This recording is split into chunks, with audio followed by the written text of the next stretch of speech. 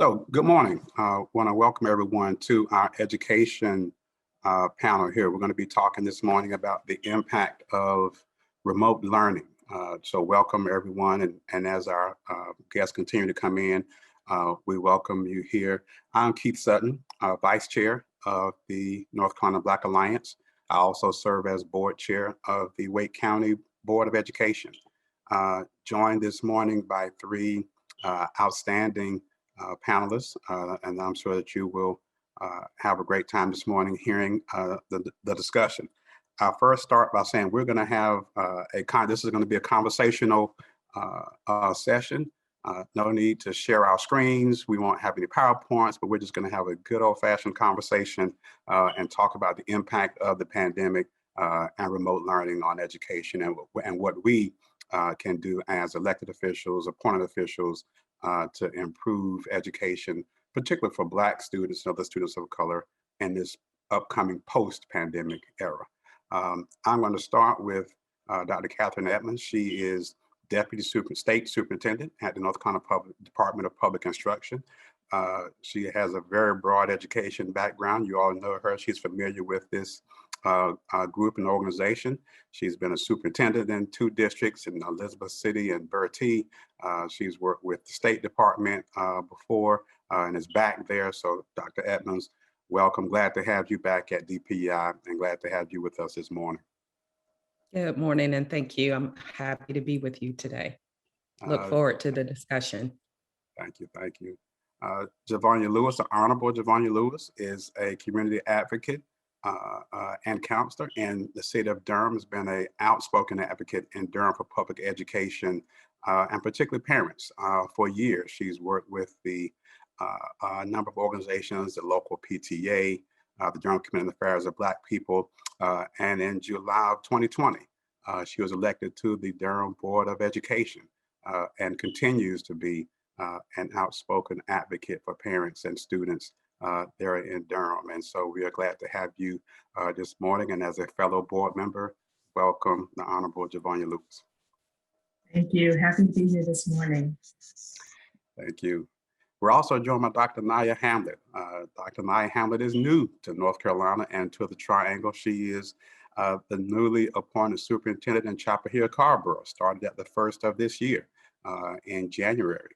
She comes to us from Loudoun County, Virginia, where she served as chief of staff of the Loudoun County Public Schools. Loudoun County is the 3rd largest school district in Virginia. She served there several years, supporting the board and the superintendent there, decided to strike out on her own and become a superintendent herself. And so we are glad that the Chapel Hill Carrboro board chose her to be the next superintendent to lead Chapel Hill Carrboro system. So we're glad to have you here, especially glad to have you here in the Triangle. Welcome and good morning, Dr. Hamlet. Good morning. Happy to be here and happy to be in part of the North Carolina community. Thank you. So we'll get right into it and start this conversation off. There's been obviously a lot of conversation about the pandemic. As you all know, I remember vividly the first case of COVID hitting Wake County on March 3rd, which was election day. That was the primary. And by March 13th, schools shut down for schools across the state. And it is now for many of our students just over a year, for some as much as a year, that students in North Carolina have not seen the inside of a school building. So now that we are back and we are seeing students that we were just talking as we came on about the different variations that we are returning to school face-to-face, virtual, 5 days a week, 4 days a week. Can the three of you all talk a little bit about what you see as having been the impact of this pandemic? There have been obviously a lot of negative impacts, but we've seen some positive things as well. We've seen some students be successful in this virtual environment. We've seen a more intentional focus around our teachers and social emotional health. So can you talk about both sort of the good and bad in terms of what the impact of the pandemic has been on learning? Dr. Hamlet, I'll start with you. Sure. Well, again, thank you for having me. I always like to start with the good. there is always a silver lining in things. And one of the, as a new superintendent, one of my favorite interviews so far was with a 7-year-old who his first question of me was, it's kind of a crazy time to become a superintendent in the middle of a pandemic. What were you thinking? And what I shared with him was that, some of us have used the pandemic as an excuse, and there are some of us who have used it as an opportunity. And one of the things that I've been able to do in connecting with my community, particularly our students, is to meet with all of our groups of students in all of our secondary schools. And I heard loud and clear from students that it's really the social connections that they miss, that there are feelings of isolation. There are certainly needs that are going unmet. But at the same time, I heard young people who are resilient and who are ready and willing to really get back into the swing of things, but they're expecting something different of us. And I really appreciated being able to have that real and raw conversation with our young people who just really shared openly what the impact has been on their mental wellness. But at the same time, being real enough to say, and we expect something different when we come back. Absolutely. Thank you for that. Javonia Lewis, your thoughts? I definitely agree with what Dr. Hamlet said. Everything's fine. I'll also start with the good. There is, with the virtual learning, one of the things that we saw and observed, and parents reported out that they felt closer to their teachers, their child's teachers. So being away from the school, the impact was like, I'm really being engaged now because I have to be the support to my teacher, to my student's teacher, to my child's teacher to make sure they are connected, following the different Zoom sites they need to get on, feeling like there's more outreach from some of the teachers and parents. But then the flip side of that, some of the challenges is, teachers can't be physically there to help move kids along in those spaces where parents may not be. If parents are having to work, or you have older siblings that are supporting their younger sibling, and they're supposed to be in school at the same time. So there's just a lot of environmental challenges. Another one of the good things I would say that we saw with our children, and some children's students being self-motivated, and making the AB honor roll for the first time with virtual learning, because there was more grace given and allowing kids to make up assignments that they may have gotten a lower grade on. And in that, and without judgment, the children are still learning. When they're redoing an assignment and they're having that opportunity, their grades can come up. Some of our middle school students had less distractions or feelings of less judgment when you're going through that middle school awkwardness. So from virtual learning, there were some places that were protections and growing in relationships and community between parents and teachers. But then some of the downsides, some students, even in January, still had poor connectivity. People and students were not logging on consistently. So our absentee rate has increased with virtual learning. And then there was so much inconsistency and constant change that educators, parents, and students had to deal with when the board is making decisions on whether or not we're going to go back to in-person or not, or when we're going to go back and how we're going to go back. And that just left a lot of anxiety in our school system. Then the last thing I'll just share is the mental health needs of our students. Learning in isolation, I would say, has been one of the greatest impacts. We are social beings, and we need to be with each other in our learning. And just to know, one parent said that he saw the shell of his student, his child. This is just a shell. They weren't vibrant and excited to get back into school. So there has been some good and some challenges for sure with the impact of COVID and how we're navigating that and what's happening. And I can share one last thing. My greatest fear is that as things are returning to normal, that people are losing the zeal for creating innovation to do something different. Because even one thing that the pandemic did, it highlighted where our disparities were. The disparities had already been there. But COVID has really shown a light on inequities in our system, and we have to continue to be innovative to be forward moving and forward thinking how we're going to make these changes for our kids. Sure. I agree with you 100%. Dr. Edmonds, from the state level, what have you seen? And I probably shouldn't characterize it as good and bad, but probably more risk benefit is probably a better way to think of it. What have you seen as some of the risk of students not being in school versus the benefit of students being in school? Good morning. And I have to preference my comments with that I started in this position in February of this year. So I was one of those superintendents that went through the pandemic, getting students back into school, feeling as though I was not only a superintendent, but then had to become a healthcare professional and understand those guidelines as well. So now being at the state level, I have a broader view. So I have the ability now to see across the state. And some of the things that I saw when we were going through the pandemic, that those innovations that were spoken about earlier that I hope we will hold on to, is that learning can take place anywhere, any place, and at any time. We became very innovative, and I'm talking about my role as superintendent. We became very innovative in how we scheduled out our employees' time. So if parents can't help their students during the day and they were going to be working and supporting the students in the evening, we shifted the time of some of our technical staff, as employees that work in technology, to be able to support the families in the evening time. And typically, you know, we're an 8 to 4, but we had to be broader in our thinking about how we supported our community. Communication, how we communicate, getting information from families and parents, having that information drive the decisions that were being made in the district, that was huge for us.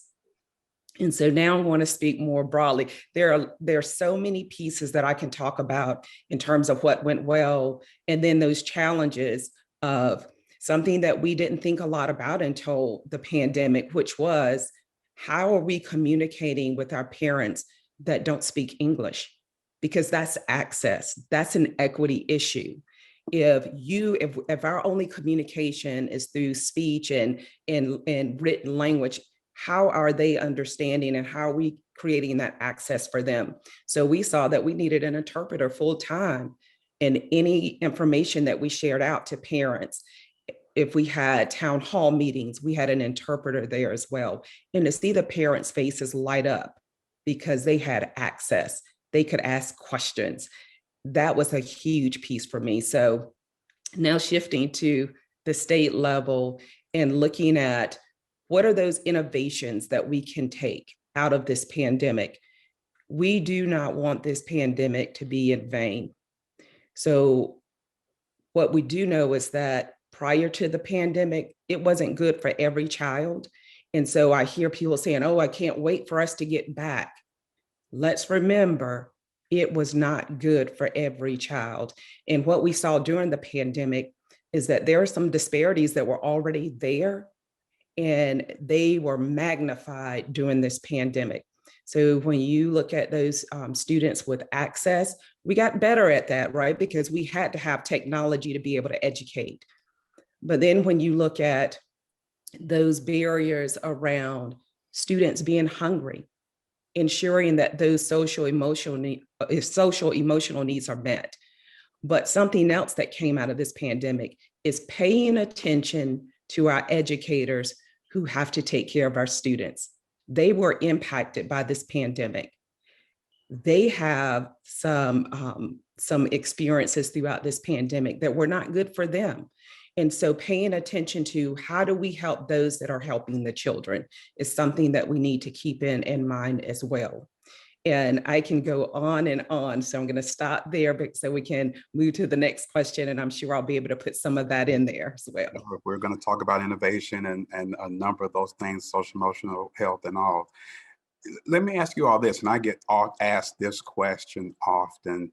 And one of the things that I think we learned from this pandemic is something about intentionality. We have to be more intentional about engaging students, engaging parents. We had, I think, all become sort of robotic and regimented in our sort of everyday and just assuming that teaching and learning were going on. And now teachers had to all of a sudden become even more thoughtful about how they would engage students, because you're not in the classroom. You can't reach over and touch them or say, hey, or what have you.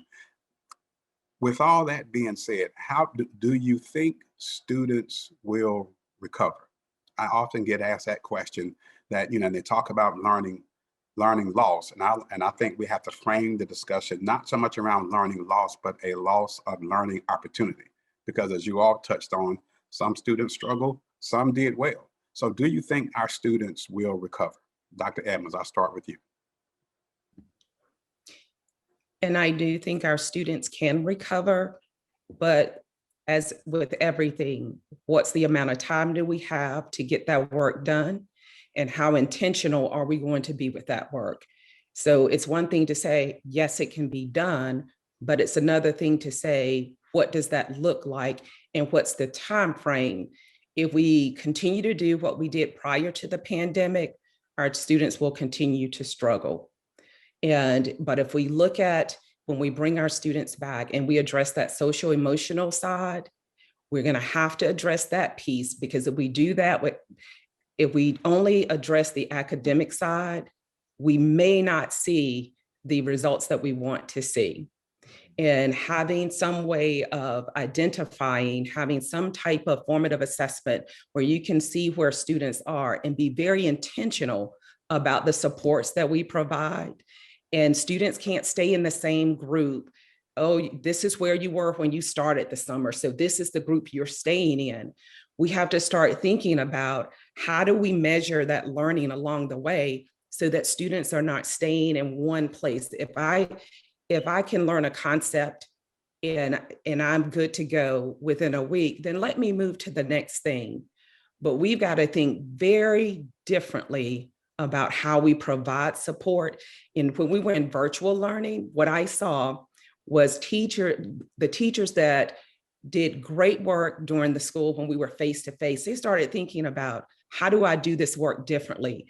I saw more project-based learning during the pandemic than I saw when we were face-to-face, because we had to rethink, how do we get the instruction across to students?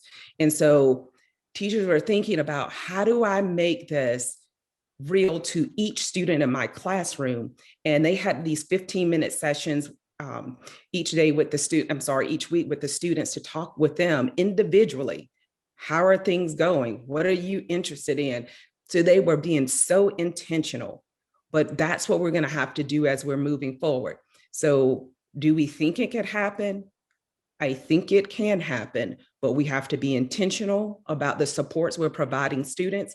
We have to equip the staff with the tools and the skill sets that they need. This is going to be different. We can't do the tutoring that we've done in the past. We can't do the summer school that we've done in the past. We have to look at our students and say, what is it that they need? Where are they? What's the next level of instruction? And it's going to have to be individualized. And so I feel that I am very hopeful, and that our students will be able to move forward. Thank you for that, and appreciate the optimism.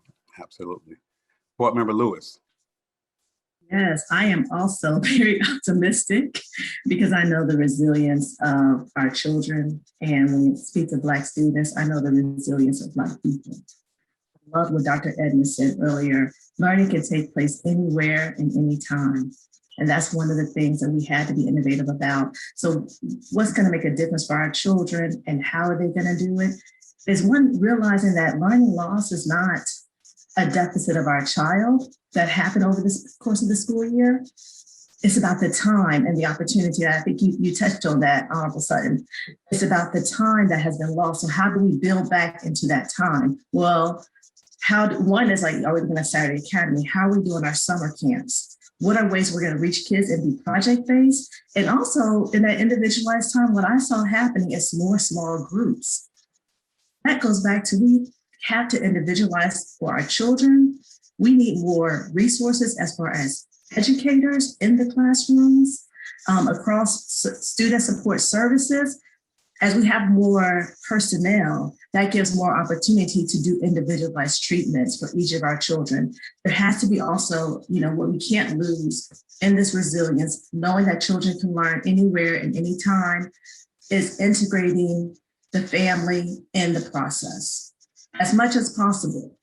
Because what I'm learning in school, the parents are hearing it, through the virtual devices and able to then begin to replicate things at home. And at the same time, replicating in a way that was culturally responsive to the child and their learning needs. So I could take what I just heard the teacher say and have it fit. What opportunities are we giving our teachers to add and continue cultural responsiveness, cultural reflections in their teachings that's going to connect the kids, keep them motivated and invested, making it real and concrete to them. So yeah, definitely one, because of who our children are, they're going to be resilient. But how we do that and being intentional is definitely going to be key. I agree with everything Dr. Edmonds said as well.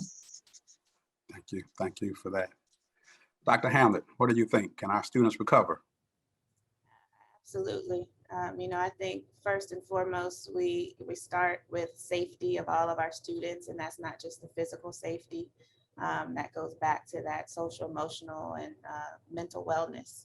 I like what Dr. Edmonds was saying about staff as well. It's almost like that analogy of putting our oxygen mask on first.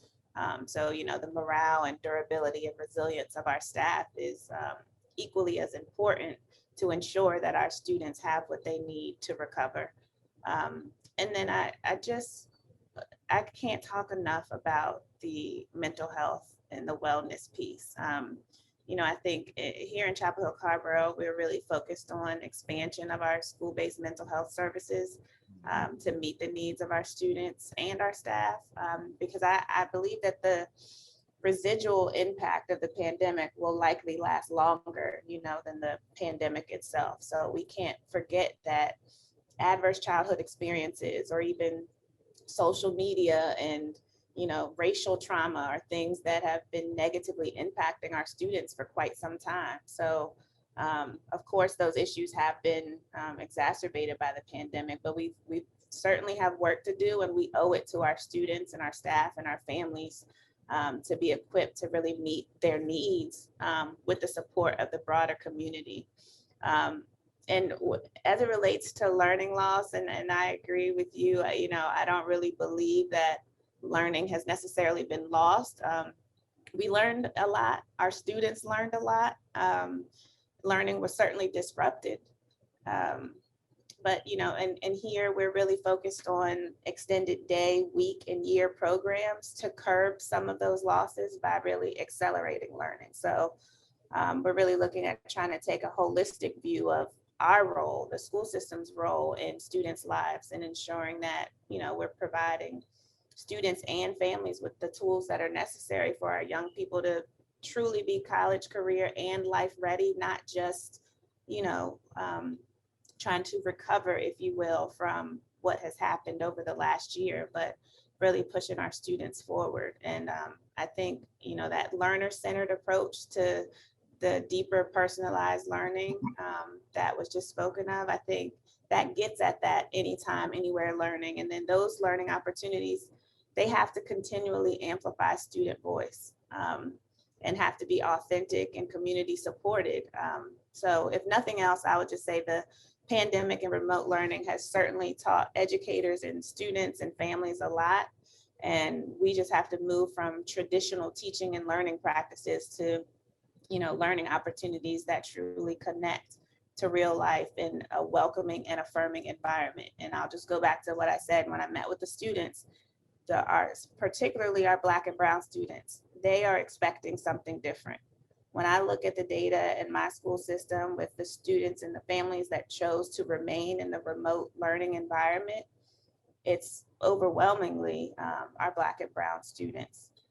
So there's something to be said about that. And so things have to change when they show up at the door. No. Honorable Sutton. Yes. If I can add one more thing, when I heard you say the question, that made me want to go back. You said, can our students recover? That made me think, to recover to what?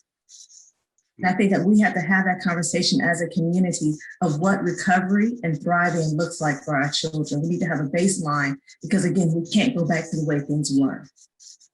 So let's get at that a little bit, because there are a couple of themes that I want to lift up that have been consistent in all of your comments. I do want to touch on one thing also that you said, Dr. Hamlet, that I have said repeatedly, and I agree with. The impacts of this pandemic are going to be far-reaching and long-lasting. And I'm not sure if we know what they are. If there are any researchers that are here on this call, I would encourage you all to consider thinking about how we might measure the impact of this pandemic going forward in this post-pandemic era, because I do think the impact of it we will see for years to come. But the two things that I want to lift up that all of you have sort of touched on is, one, that learning can take place anywhere at any time. And so we've had to think differently or rethink about learning. We've also had to rethink about how we support not just students, but each other. So you all have talked about supporting students and as well as adults and teachers in the building. So when we think about that support, and Board Member Lewis, you just touched on it, what does that look like?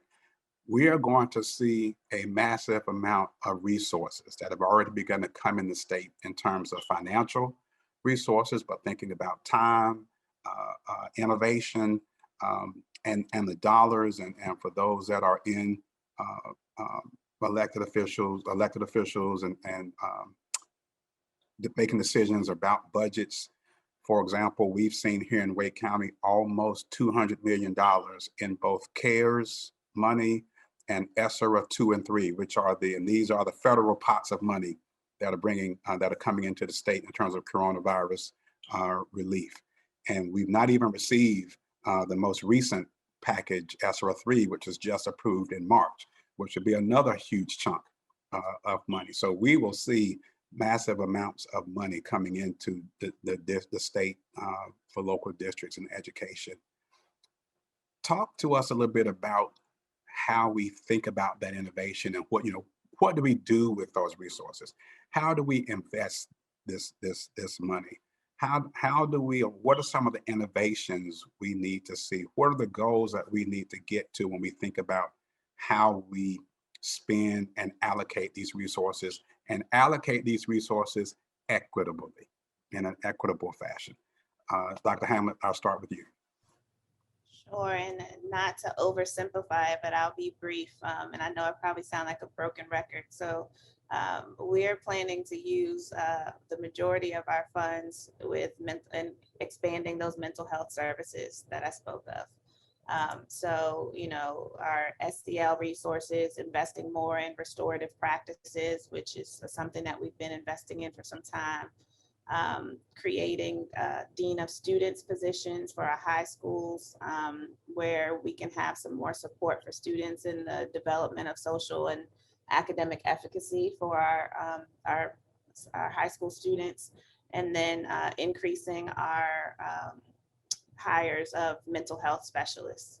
So that's where the bulk of our funds are being allocated to. Of course, we're still investing in what I was speaking of earlier, extended day, week, and year opportunities. So, we're not just focused on or thinking that one summer program for 30 days or however many hours is going to help all of us recover and help our students recover.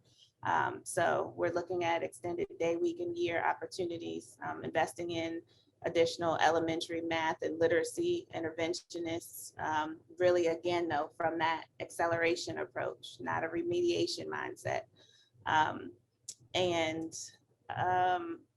There are several other things that we're looking at, but I would say those are probably the big three. And again, broken record, but we've got to take care of remove some of the barriers that existed pre-pandemic as it relates to our Black and Brown people accessing mental health services. And so that's why we're investing so much in making sure that we have those opportunities for our students and services for our students right here in our schools. Board Member Lewis, you talked about, how the pandemic has, uncovered, or maybe not uncovered, but showing a spotlight, if you will, on some of the disparities, disproportionalities, the inequities that have long existed, both in society and in public education. What are your thoughts about how we allocate some of these resources to address some of those inequities that long-standing inequities we've seen in public education? Yes, one of those inequities we've seen is around our capital improvements and not having state funding to keep our buildings up and operating the way they need to. So even before we can get to some of the innovation, we need to think of the environmental safety. And we have HVAC units and coolers, chillers that are going out because of, again, to mitigate risk with COVID, we're having to do some things operationally to keep our buildings up and keep them safe for our educators and our students. And that's where some of our money is going to have to go to before we can even get to the academic, social, emotional support needs of our students. So that's before we can even be innovative, we have to do some of the baseline building. Just like when CARES money came through at the beginning of the pandemic, we were able to get to one-to-one devices. Recovering is like we're just even getting to the baseline to what our kids should have deserved even beforehand. When you talk about equity, we need to distribute the resources based on the needs within the schools. We need to look at the demographics of who is within which schools and resources that community has poured into some schools and more than other schools and why those disparities exist. So then we just need to be clear about how we're allocating those resources to which schools, where there may be higher needs, where there are higher ACEs scores, adverse childhood experiences for some students than others, where you have high teacher turnover rate. Where do we put more personnel to offload some of the stresses that our educators are feeling in those spaces? So it can't be equal. I'm going to give every school this amount, this amount, this amount. It has to be equitable to what the needs are within that school. We need interpretation services. We need to be clear about baseline. Do we have enough bilingual staff in which buildings are being served? By which school, which kids are which buildings? It may look like when you look at the district as a whole that there's a little bit of balance, but when you look in schools, you'll see disparities by school, which goes back to, again, making sure that our principals have the training and understanding of what equity looks like for their school to make sure they're serving the needs of all of their children. And we need to make sure we're using this funding that's creating a culture of inclusion and acceptance and welcoming for our students, which means addressing how do we increase, again, our school nurses, counselors, social workers. Right now, we have 18 school nurses for 53 schools. They can choose, they may be at a school Monday, Wednesday, and Friday, another school Tuesday and Thursday. We need resources for more personnel, but with that, okay, we have to be clear, this funding is limited. What's going to happen when this funding runs out? Like you said, this is a long-term recovery process. What can we get the state to commit to make sure we're going to continue to be able to have these positions, even when that funding runs out? But in this here and now, interpretation services, more personnel, and our social emotional support and academics. And we need to also just make thought about this, our exceptional children's programs. There's so much that has been a challenge for children who have IEPs, for parents getting connected and keeping their kids engaged. And there has been so much loss where we were making grounds and getting to places of equity. We have to pick up that banner as well and do right by all of our kids. Dr. Evans, Board Member Lewis has talked about using some of the funding for improving facilities and HVAC systems and more services for students. Dr. Hammond has talked about the social emotional piece and discipline practices and that sort of thing. The point I want to make is there's a lot of flexibility with how we spend these dollars coming in. Can you talk a little bit about that flexibility from the state level and how long we have to spend this money? Because we've got a good amount of time to think about how we spend it. Can you talk about the different packages I'm sure you're familiar with them, but and what some of the deadlines are? Because I think that some of them run out to, well, I'll let you answer that and talk about that. Yeah, and I don't have those dates, but we do have it on our website. My colleague, Dr. Robert Taylor, who oversees the federal funding, he is the one that can help you with those specific dates. I'm not throwing out dates and get them wrong and you all hold me to them. So, but there is flexibility in that money, and each district will submit a plan to the state. And let me back up a little bit. We have an office that was created this year that's called the Office of Learning, Recovery, and Acceleration. And within that office, Superintendent Truitt, Operation Polaris is her vision. And that office is to address not just COVID recovery, but beyond that. And so in the center of her Operation Polaris is the Office of Learning, Recovery, and Acceleration. And then outside of that circle is the district and school supports that can help districts and schools as they are implementing their plans that are submitted. And satellited around that are accountability, testing and accountability, human capital, literacy, and student support. And through each one of those and all of this, there's a line that goes through that talks about equity. And so when you're looking at, so the districts will submit those plans, there's a team that will review them. And we've had many conversations about some of the flexibilities that are in there, but then there are some things, so districts have the flexibility and it depends on what that particular district needs, but there are some boundaries, like it has to be the 150 hours and things of that nature. But I would say, look at your data.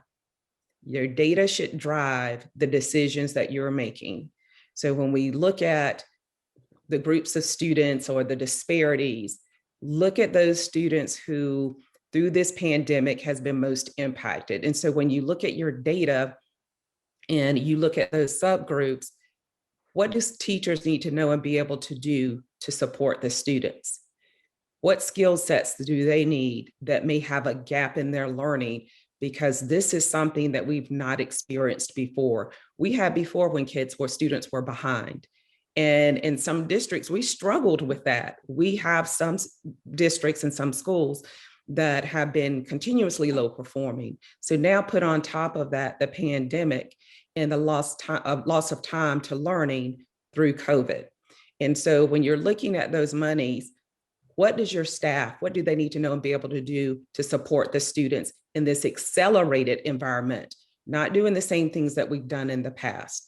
And what I found is when I survey teachers, they are very honest about what their gaps are. When we were in remote learning, we need help on how do we teach remotely and starting to think about how we're going to do that face-to-face, both at the same time. So what are some skill sets that teachers will need? But then also looking at that data and ensuring the students who were the most underserved during COVID are the ones that we are giving that attention to. And sometimes we think it's the students that have struggled along the way. We have many students that have struggled. So students who typically didn't because of that social emotional piece and feeling disconnected. So that mental health piece that was talked about earlier, it is imperative that we make sure that we include that in the work that we're going to do with students over the summer. And so we've not put restrictions. So it's what are the needs of your district? And what is it, and put all of that in the plan, and the team will determine, based on what's in that plan, the approval. But Dr. Taylor would be the perfect person to ask that question, but you can also go to our website and get that information from our Office of Learning Recovery. Thank you for that. The point I wanted to raise with that too is, and Dr. Hamlet touched on it, it's not going to take 30 days or 45 days of summer school, and then that's it. Again, the impacts of this are going to be far reaching and long lasting. And so the money that's coming in, we'll have for some of it, I think some of the CARES money out until 2022 to spend some of that, and some of the ESSER money, I think all the way out to 2023. So it's a lot of money. What I want our audience to know that it's a lot of money, but let me add a caveat, because I know we've got other elected officials on the call. that this pandemic recovery money should not and does not supplant our government money and government funding that's already coming in from our county commissioners, from the state. So don't get sticker shock when you see some of the money that's coming into our districts, because that money is just for that, helping in the recovery from the pandemic, but not to replace the needed operational support that's coming in. And I'll just add too, as a caveat, we still need to see funding from the state for Leandro. And so I'm sure that the state and legislators, and I know DPI is pushing that. Any thoughts around that, Dr. Edmonds? I know that the report has come out, and we've seen West Ed, and there's been some recent activity I've seen around Leandro, and I think the inequities that we've talked about that were again uncovered through the Leandro and West Ed report are even more exacerbated now by, the pandemic. Yeah, and you're exactly right about that. So throughout the Leandro work, the three tenets of Leandro has always been an effective teacher in every classroom, an effective principal leading every school, and having the resources to support the instructional programs. And so now when we look at the mental health issues that we see with students, and there's been some traction with that. So ensuring that we have the grants out there that school districts can apply for to have additional mental health personnel in the schools. And we're going to see more of that, those types of things where there are opportunities to apply for additional dollars to support some of that work that's in Leandro. And when I talked about that Office of Learning Recovery and acceleration, and that group of support, that district and school transformation division that wraps around that piece, those are the ones that are tasked to actually work in collaboration with the school districts to support our schools and districts that are identified as low performing. But you take that students were behind, and then on top of that, now you have COVID. And then we think about the educator pipeline, and we know the disparities there, that we don't have as many people going into the field of education. Well, on top of that, you put COVID, and we had many retirements. And so all of that is kind of making this issue with COVID and bringing in those past issues to really say, how do we move forward with that?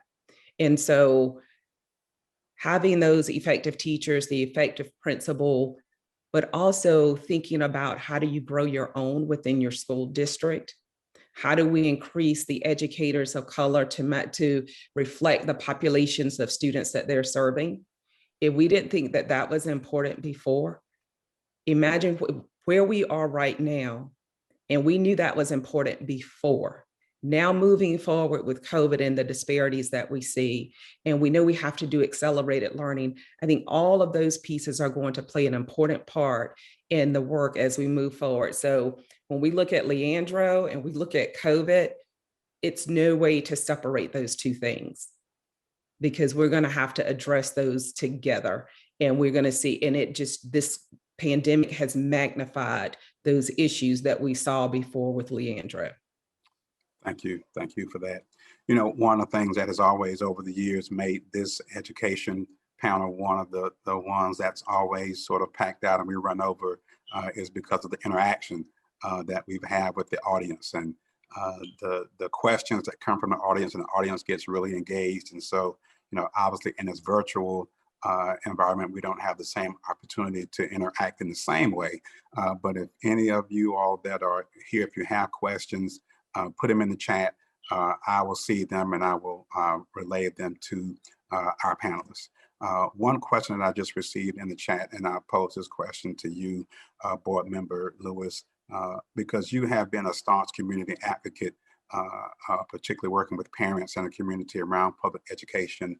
What can community members do to support schools, to support students, to support families? When we think about, again, this money that's coming in, creating tutoring programs, setting up different things with our Greek organizations and churches, what can caring community members do to support schools and our students and families? That is a great question. I'm happy to answer it. Being a community advocate, what's been most important to me is making sure that the community has the information, that there's transparency, that we're educating them so then that they can decide what's the best way that they can plug in. And I appreciate you lifting up, Honorable Sutton.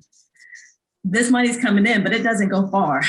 These are some big numbers. And even like the community to know for Durham Public School System, for our summer programming plan for 6 weeks, for 1/3 of our students is $10 million.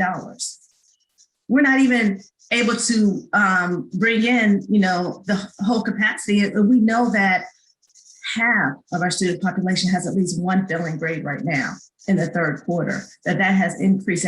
That has increased from last year in every single quarter while we were in virtual learning. We believe that our teachers and educators will get our kids back up to speed and where they need to be in their learning and passing their courses.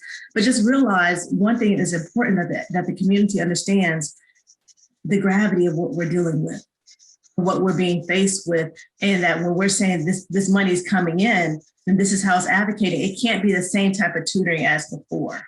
We have to look at when we're talking about getting more nurses and filling in those gaps with educators and getting those resources, there's a shortage of nurses and an influx of educators, as Dr. Edmonds pointed out. So as a community, we have to come together to look at how we're going to resolve this in collaboration with our city, our county, our legislators, looking at thinking more systemic, holistic.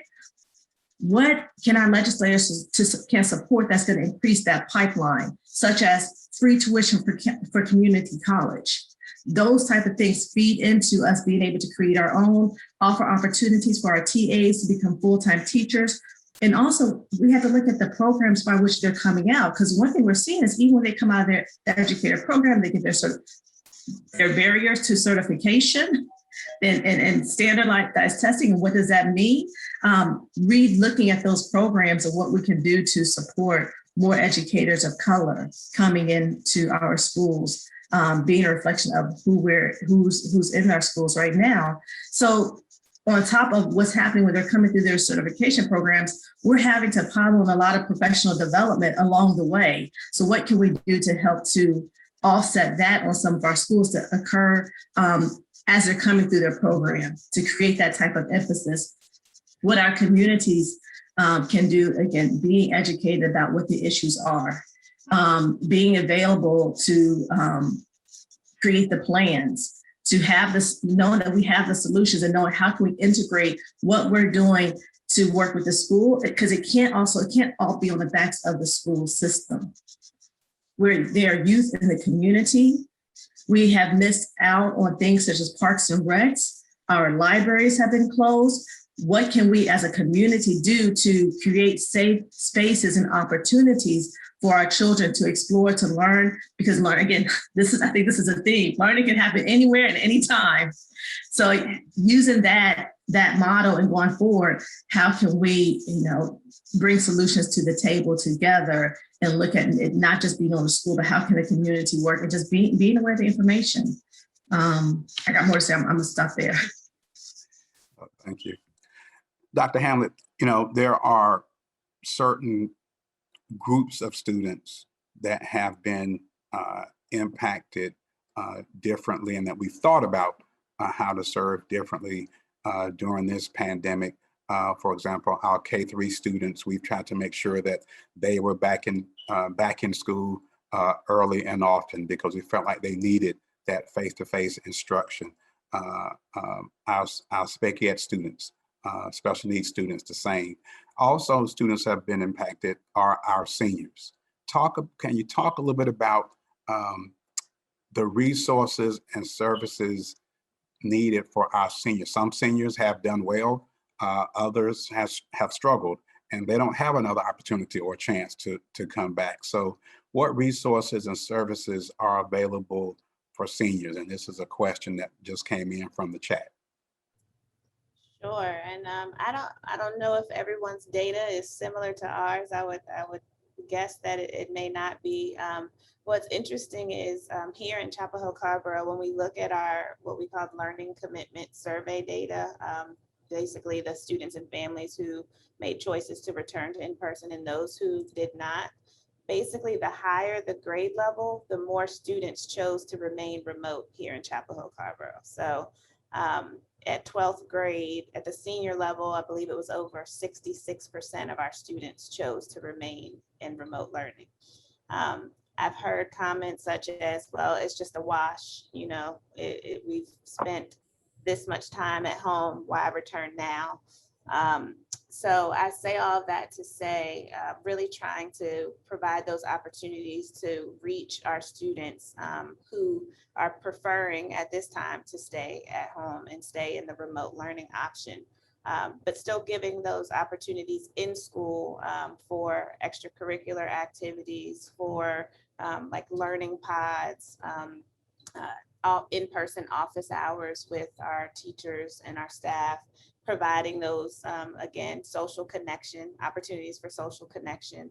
And then thank goodness we're at a place where we're able to provide some semblance of normalcy when it comes to proms and graduation. So just trying to find that unique or creative ways, of course, within social distancing guidelines and all of those things to give our seniors the best send off that we can and let them know that we're still here for them, you know, as they go on and be as life ready as they can be.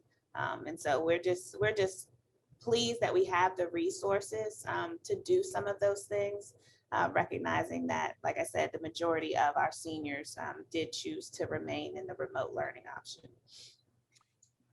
No, thank you. I would add to that, and I would say to the participant who asked that question, talk to your teacher, talk to the principals, particularly, and then sort of move up the chain. Board members, area superintendents, depending on where you are or what district you're in. I would say that the one thing that we do know is that this pandemic has impacted every student and every family differently. And I don't know that there is a plan, if you will, other than what Dr. Hamlet touched on in terms of how we are responding to things like graduations and proms and things. But certainly reach out to your principals. And if you don't get satisfactory information, keep pushing, talk to your board member, talk to your area superintendent, so that we can find ways to make sure that we're wrapping around that student the services and support that they need. As we draw to a close, you know, what are you all's thoughts about how we go into next year? You know, we're wrapping up this year after a full year in the pandemic, and many of us, both as board members, as administrators, are already thinking about plans for the 21-22 school year and what that will look like, the new normal, if you will. So what are your thoughts about what the new normal will look like, what next fall will look like? Will we be back to school face-to-face as usual? And what will the school day look like? In your thoughts, Board Member Lewis, I'll start with you. Thank you.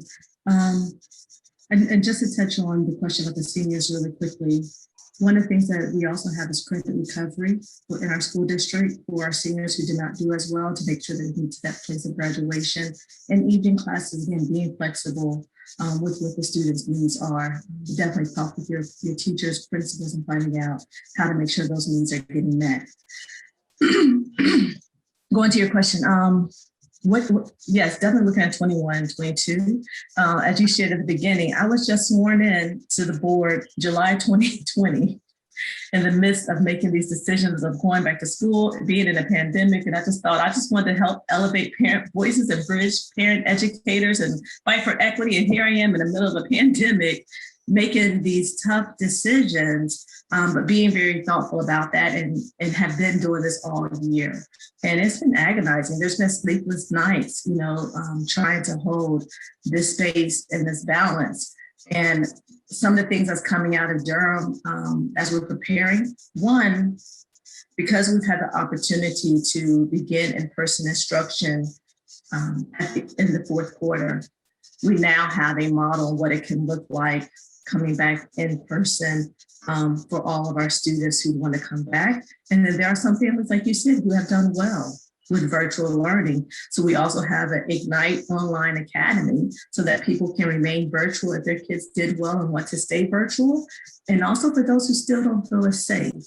We have to keep those safety protocols in place, wearing masks, checking temperatures, doing an attestation form, and making sure we're mitigating risk and spread of the virus for our students as we continue to increase vaccination information, education for the community as it spreads towards, I think now as young as 16 can get vaccinated. So we want to make sure we're maintaining safety measures when we return in the fall. We want to make sure, for me, what I'm looking at is policy and practices right now. And before that, I'm looking at the data. Right now, I have a couple of data requests out about where our schools stand. So what some of those needs are, as Dr. Edmonds talked about, looking at your data to help drive your decisions. And this change can't be just for now when this funding is coming in, but setting up policy and practices to make sure that there's perpetuity behind the innovations that's being created and the way that we're thinking about things from our community members. Like I said, know what the issues are, know where your values are, and push us as school board members to create policy that's aligned with your value. In this time, there's opportunity for change. There's an appetite, and looking at, not just being in the pandemic and health-wise, but also pandemic of racial injustice. And what does that look like in our school? And what policies can we create? Memorandums of understanding that's created to protect our children, protect our students. And that's where we have to, again, lean in on our values and push for that. Thank you for that. Dr. Hamlet, what do you think the new normal would look like in Chapel Hill, Carrboro? Well, similar to Durham, we are also exploring the virtual academy. For us, we're looking at that for the high school 9 through 12. We will likely extend that into some of the lower grades, maintaining those guidelines, the mask wearing, the social distancing to the maximum extent possible. As a leader of a school district, I think one of the things that is super important is really just to continue to try to convey and be intentional about sending an overall message of hope and positivity while not shying away from the reality or ignoring the fact that we're still very much in difficult times in a situation that many still consider a crisis. So as a superintendent, I cannot and I will not lead in a manner that flames the fire or creates chaos. So one of the things that I'm being intentional about is, remaining calm and ensuring my community that we can do this and that we will operate a system of educational excellence. And it may look different. It will likely look different than what we saw pre-pandemic. And that's not necessarily a bad thing. Thank you for that. I want to come back to a point that you just made too, Dr. Hamlet. But Dr. Edmonds, talk about the new normal for a minute or two. Yeah, that when I think about being a district superintendent and now at the state level and thinking about the new normal, not to create or fan the fire, but to ensure there's a sense of urgency that we have students that have been impacted. We have staff that has been impacted.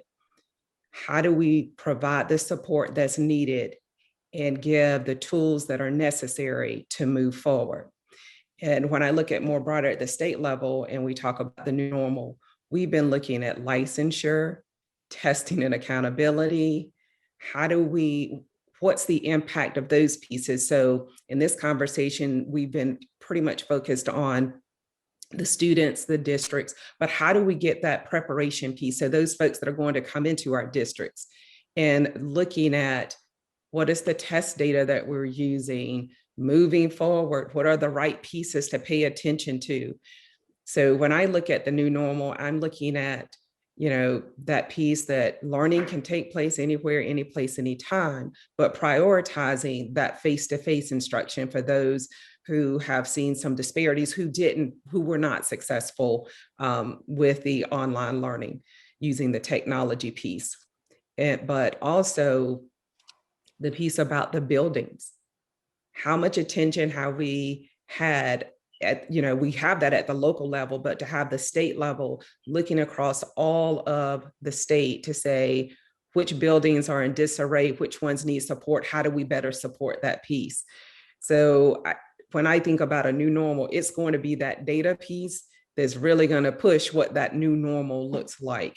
Because think about some of the things that have happened. For instance, the use of technology. If we had a strategic plan that says we want to implement a full district technology piece where we can have virtual learning for the entire school district, we would have to pull a team together. It would probably be, and I'm not talking about the one-to-one, I'm talking about the online learning that we saw in the pandemic. That would have taken us 3 to 5 years, and we would have had so many roadblocks. But when everyone was moving in the same direction, policymakers, school leaders, district leadership, parents, the community, the organizations and that provide the technology to the districts, we were pushing them and they're thinking, we're like, we need this, this, this, and this, and we need it like yesterday. Those organizations, they shifted what they provided for us, things that we normally get. Well, let us think about it. So we see what we can do when we're all moving in the same direction. So there are just so many possibilities about what a new normal could be now that we are all engaged and connected. I mean, I can't remember as a school principal or district leader talking with doctors from Duke about the health and care for my students. I can't remember reaching out to some of the organizations and businesses that we reached out to, but it was all hands on deck. If we can keep that connection, I think the possibilities are endless about what our new normal could be. I think you're right. Thank you for that. Again, I go back to the intentionality and the collaborations, like you mentioned, the collaborations that we've had with UNC and Duke, the pediatricians that have stepped up and advised us on things.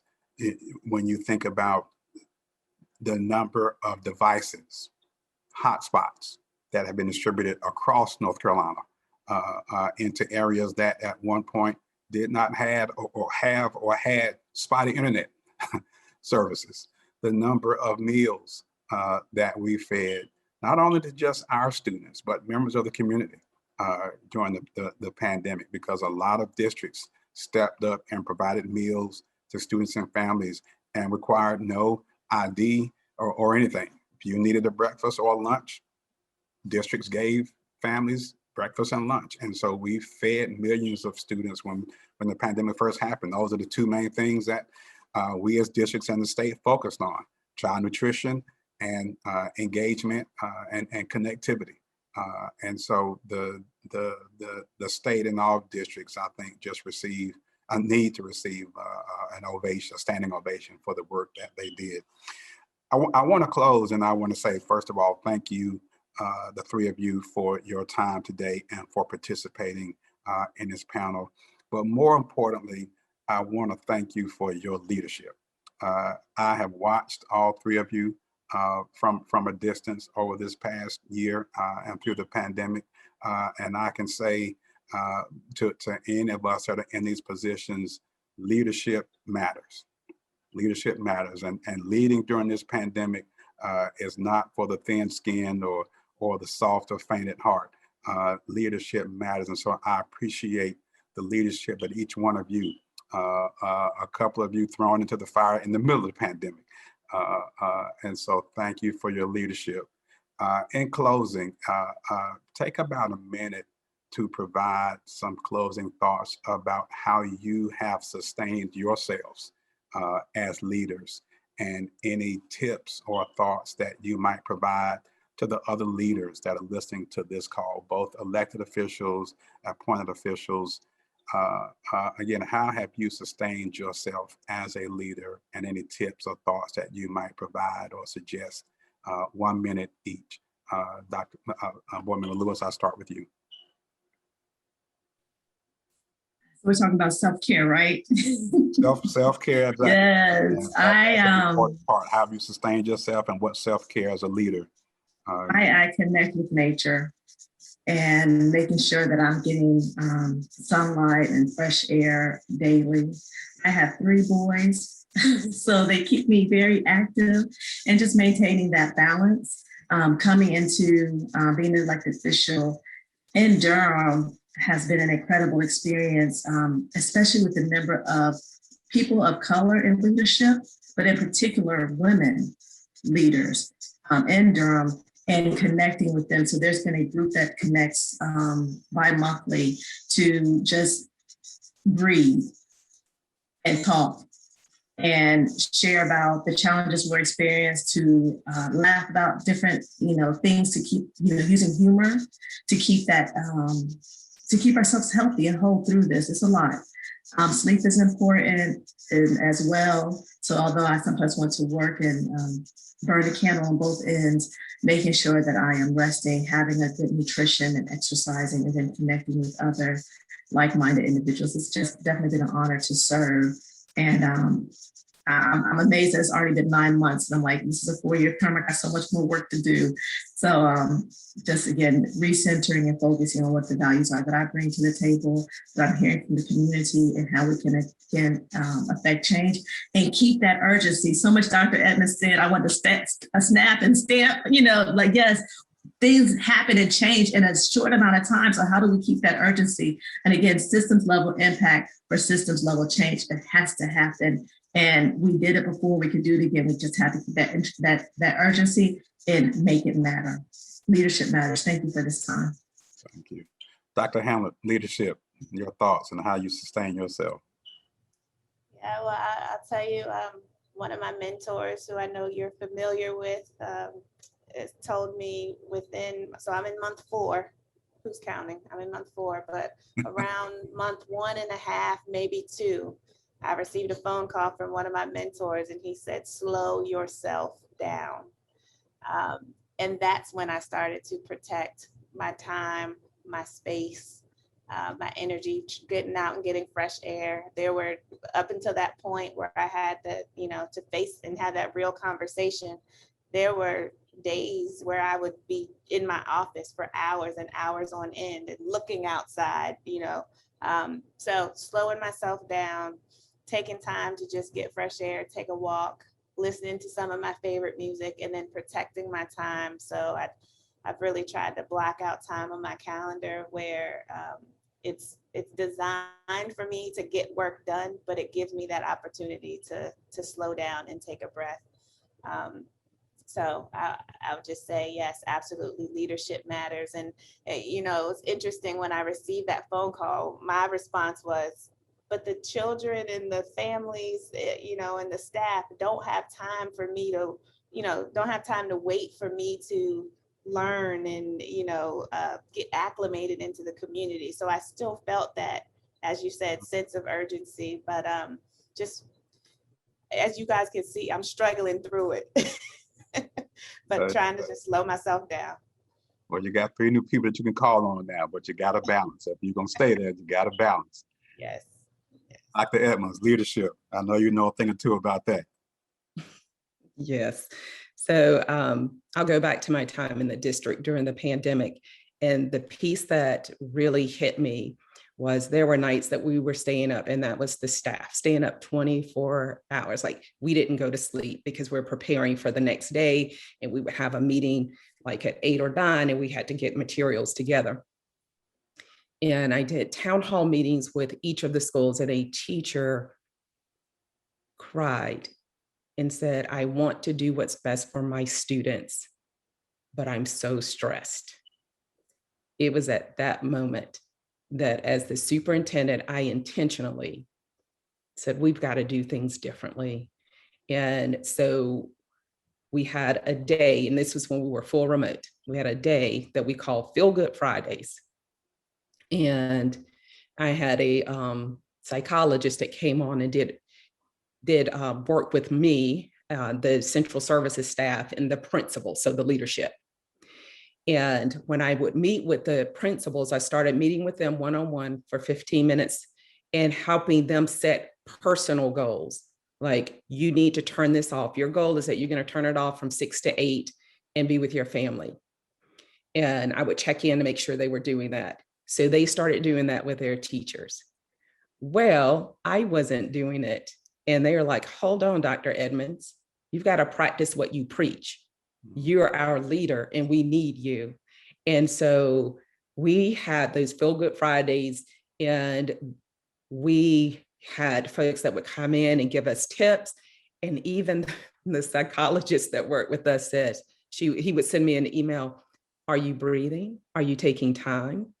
And I started doing that. I mean, just little increments, because I felt like I can't. But when I started taking 15, 20 minutes to go outside and just breathe, it was amazing how much better I was for the district.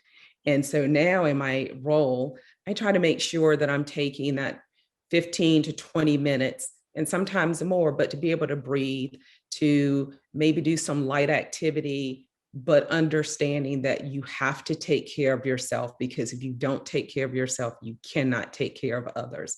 And so pulling some of those strategies to my current place.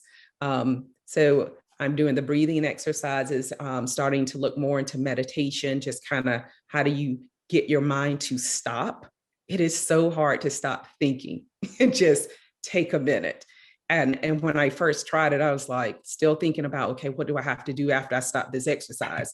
But it's being very intentional about it. And sometimes we feel like we can't do that.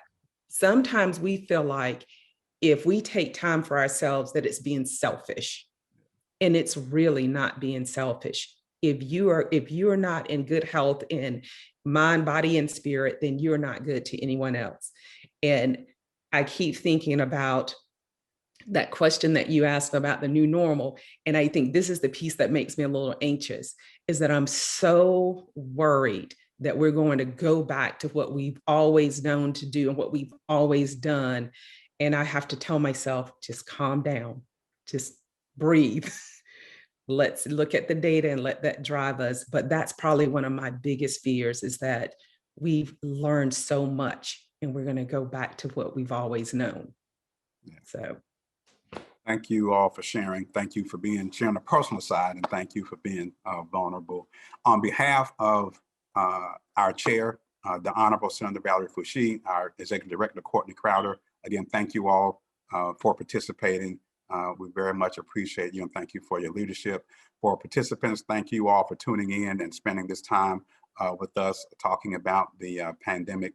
To our leaders, good luck to you in this post-pandemic era. And if we can help in any way here at the North Carolina Black Alliance, feel free to call on us, and we're just a phone call away. So thank you all, and we'll end this session now. Thank you so much. We appreciate you. Please give a virtual hand to our participants, for those that are our panelists, for those that are watching. Thank you all for participating, and have a good afternoon and enjoy your Friday.